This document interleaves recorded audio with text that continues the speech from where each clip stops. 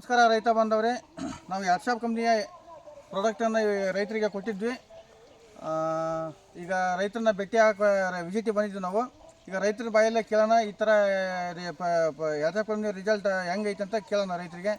ನಮಸ್ಕಾರ ಹಿರಣ್ಣರೇ. ನಮಸ್ಕಾರ. ಈಗ ಇದರಿಂದ ನಿಮಗೆ ಪ್ರಾಡಕ್ಟನ್ನು ಕೊಟ್ಟಿದ್ವಿ, ಏನೇನು ಹಾಕಿರಿ ಏನಂತ ನಮ್ಮ ರೈತರಿಗೆ ಕ್ಲಿಯರಾಗಿ ಹೇಳ್ರಿ ಅಂತೀರಿ. ಈಗ ಸ್ಟಾರ್ಟಿಂಗ್ ಹಾಂ ಕ್ರಾಪ್ ಸುಧಾ, ಆಮೇಲೆ ಭೂಮಿ ಸುಧಾ, ಡಿಯೋಜಿಟಿ, ಆಮೇಲೆ ಬೆಡ್ಗೆ ಹಾಕಬೇಕಾರೆ ಮಾಡಿದ್ದು. ಬೆಡ್ಗೆ ಹಾಕಬೇಕಾರೆ ಸರ್ಕಾರಿ ಗೊಬ್ಬರದ ಮಿಕ್ಸ್ ಮಾಡಿ ಹಾಕಿದ್ದೇವೆ.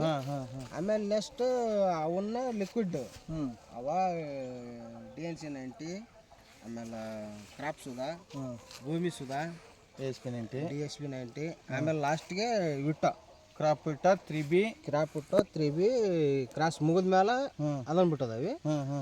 ಆಮೇಲೆ ಮುಗಿತ ಅಲ್ಲಿಗೆ. ಆಮೇಲೆ ಮತ್ತು ನಮ್ಮ ಇದನ್ನ ಇದ್ರ ಗೊಬ್ಬರ ಸರ್ಕಾರಿ ಗೊಬ್ಬರ ಬಳಸಿದೇವೆ ನಾವು. ಸರ್ಕಾರಿ ಗೊಬ್ಬರ ಎಷ್ಟು ಪ್ರಮಾಣದಾಗ ಬಳಸಿರಿ, ಎಷ್ಟು ಪರ್ಸೆಂಟೇಜ್ ಬಳಸಿರಿ? ಒಂದು ಸ್ವಲ್ಪ ಕಡಿಮೆ ಮಾಡಿದೇವ್ರಿ, ಆದ್ರೂ ವರ್ಷ ಹಾಕೋಷ್ಟು ಹಾಕಿ 1/4% ಹಾಕಿರಿ.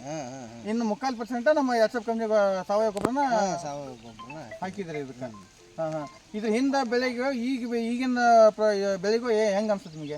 ಈಗ ಅಲ್ರಿ ಬೆಳೆ ಇದು ಪ್ರಾಡಕ್ಟ್ ಚೆನ್ನಾಗೈತ್ರಿ. ಪ್ರಾಡಕ್ಟ್ ಚೆನ್ನಾಗಿರೋದಕ್ಕೆ ಬೆಳೆ ಗ್ರೋತ್ ಐತಿ. ಆಮೇಲೆ ಈ ಸಖತ್ತ ಚಲೋ ಫ್ಲವರಿಂಗ್ ಚೆನ್ನಾಗಿ ಬಂದೈತೆ. ನಿಮ್ಮ ಮನ್ಸಿಗೆ ತೃಪ್ತಿ ಐತೆ? ಫ್ಲವರಿಂಗ್ ಮಾತ್ರ ಸಾಕನ ಮಟ್ಟ ಐತೆ ಬಿಡ್ರಿ. ಹೌದಾ? ಈಗ ನೆಕ್ಸ್ಟ್ ಟೈಮ್ ಬೇರೆ ರೈತರಿಗೆ ಪ್ರಾಡಕ್ಟ್ ಹಾಕ್ಬೋದಂತ ಹೇಳ್ಬೋದಾ ನೀವು?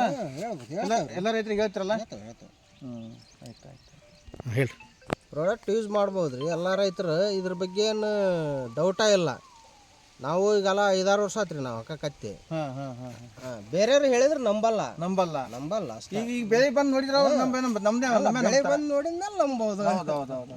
ಅದೇ ಆಯ್ತು.